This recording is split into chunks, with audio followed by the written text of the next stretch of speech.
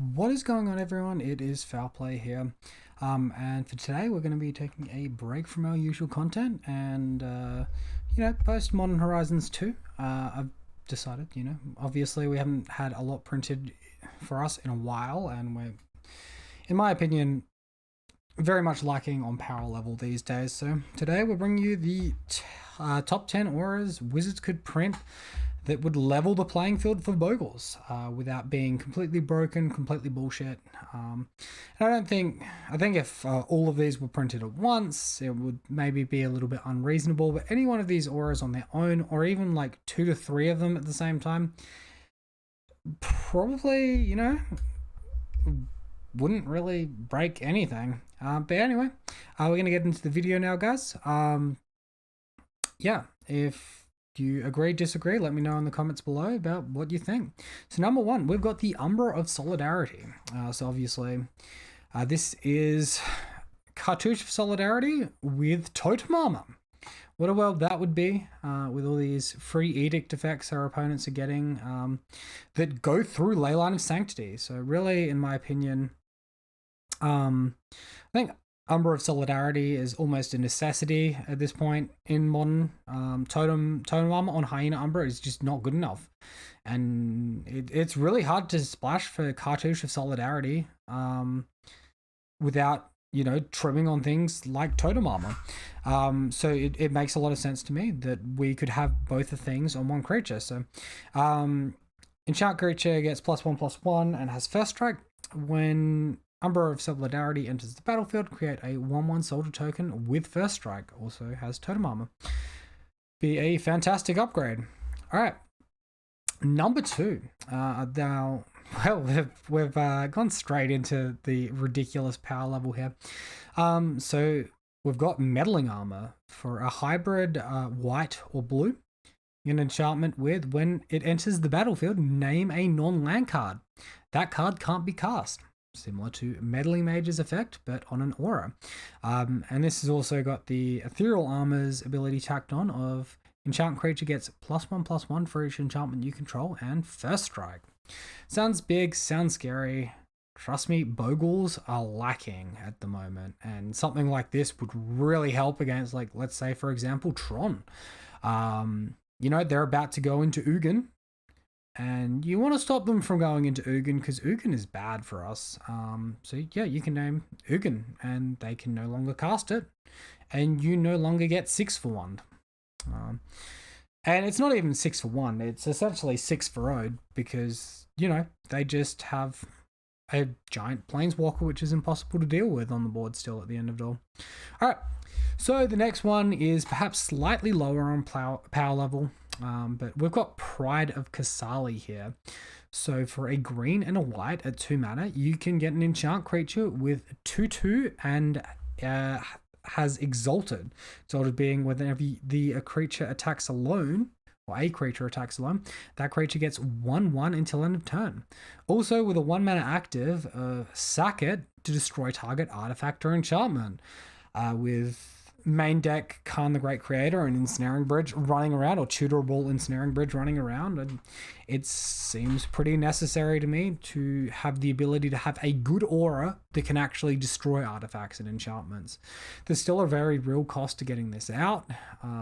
If you're versing for example, a Ponza deck that turn 2 Blood Moons, it's going to be very unlikely that you can cast this through the Blood Moon, but you can activate it through the Blood Moon.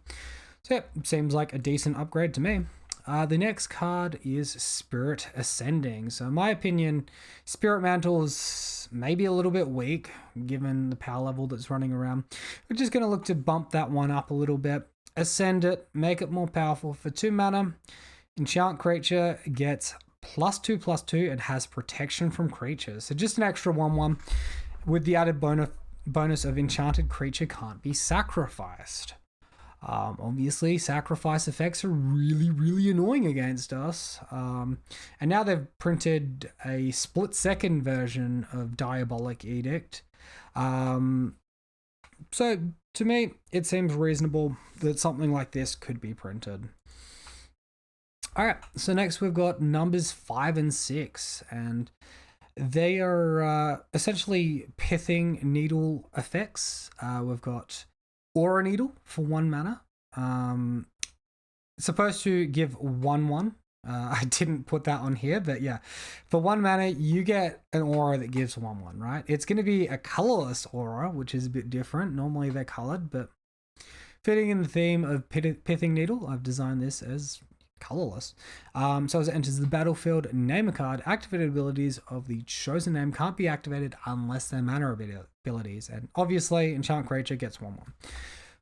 The next one, very similar effect, and we probably wouldn't need both, but one of these would be fantastic. The other one's Meddling Revoker. So enchant creature gets +2/+1. When it enters the battlefield, name a card. Choose a card name. Activated abilities of sources with that name can't be activated. So the difference is it does affect mana abilities on Meddling Revoker. But yeah, I feel like this would be a reasonable thing to have because A Ugin, B Blast Zone, people have main deckable absolute blowouts for us, and this would be really powerful. Not to mention, if Liliana ever comes back, it's pretty good against Liliana. Alright, so number 7, we have Cause Spirit. So this one maybe a little less of a direct upgrade to things we have and a little bit something different. So we've got a hybrid white and blue to cast it. Enchant creature gets +1/+1 for each color among permanents you control, and it has unblockable also. You may sacrifice Core Spirit, counter target spell or activated ability unless its controller pays X, where X is equal to enchanted creature's power. So obviously there's a lot of spells that are very dangerous. There are a lot of activated abilities that are very dangerous. We had a main deckable aura like this, which allowed us to, play around those, make Bogles a big, massive threat again, potentially. All right, so here we have Superior Stalker. And if you don't like the look of all these random enchantments I'm including, you could just print us a 2-mana hexproof creature. A 1-mana hexproof creature with unblockable. And I think given the speed and power of Modern these days, a 2-powered unblockable hexproof creature would not be completely insane. It would definitely make something like the blue-white Bogles that I have a lot more viable. Even Bat as well. This would be a big boost to Bat. And on top of that, it pitches to Force of Negations. In any metagame where Force of Negation is very necessary for a Bogle deck, Superior Stalker is here to save the day along with the other fun effects that we have. All right. So, going back to, what was it? Gods, Gift of the Gods. I can't quite remember. There was a mechanic called Bestow, and you could bestow a creature. The problem was it was a very expensive thing to do. It looks like I didn't include the mana symbol here though. For me personally, I think if you could bestow the creature with for just 1 mana instead of like 8 mana or 5 mana, it obviously makes it a lot more viable. So we've got here Nyxborn Pimp Meg. So this is a 1 mana hexproof first strike creature with 2 power and 1 toughness. Again, I seem to have missed the mana symbol here and the power and toughness down here. Sorry about that, everyone. But just to clarify, that is what this is. It is a enchantment creature with hexproof first strike. What does this mean? This means if you were to bestow on a Core Spirit Dancer, it would gain hexproof, and all of a sudden Core Spirit Dancer doesn't look like the weakest card in the world anymore.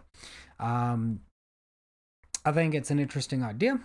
So yeah, on top of that, I've just chucked uncounterable on there because I guess I was feeling particularly salty when I was making this card. May enchant target creature. Enchanted creature gets +2 hexproof first strike. So it adopts the power and toughness and the keywords of Nyxborn Pimp Meg. If enchant creature would leave the battlefield, instead remove all other abilities from the stack and exile that creature. So if you enchant a Glade Cover Scout and your opponent activates Blast Zone or activates the minus one Ugin to remove your creature, it could just be a Damnation.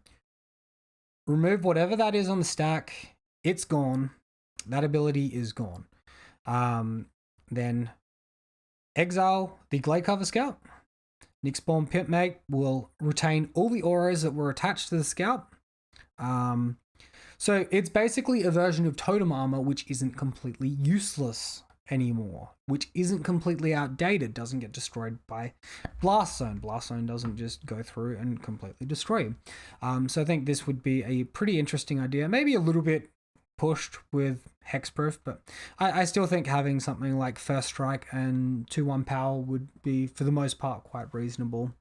All right, and last but not least, we come to number 10, Moon Coronet. So for 2 mana, you can get yourself an enchantment with enchant creature can't be sacrificed. Enchant creature gets +2/+2, has flying, and whenever enchanted creature deals combat damage to a player, you gain that much life. So effectively the same thing as Spirit Link, but with flying, with some decent stats. Also helping you play around sacrifice. Like I said, there's been a few themes that have been common in here. I think something which is anti-sacrifice would be pretty much warranted at this point in Modern. Yeah, and those are the auras that I have here for you today. So let me know if these auras seem a little bit more enticing to you than what we've been getting shown, or else we'll probably continue to get the giant middle finger from Wizards that is Skyblade's Boom. Obviously not an upgrade at all to anything that we already have access to. It's a whole mana more expensive than Griff's Boom, and it's costs a whole mana more and is vulnerable to discard. And also gets countered by Chalice to bring back. So instead of a 4 mana bring it back, it's 5 mana, vulnerable to discard, vulnerable to Chalice. And, you know, you get a point of toughness, but what does that matter? Modern's fast at the moment. Modern is basically a turn 3 format. And if you're not threatening the kill by turn 3, if not turn 4, then what are you doing? But yeah. I hope you guys enjoyed the video. Definitely let me know what you think in the comments down below. Do you feel hard done by from the Modern Horizon set? Because I know I do. Especially with things like Sanctum Prolate running around, right? Anyway, have a wonderful day, guys. That's it from me for now. So peace out. Catch you next time.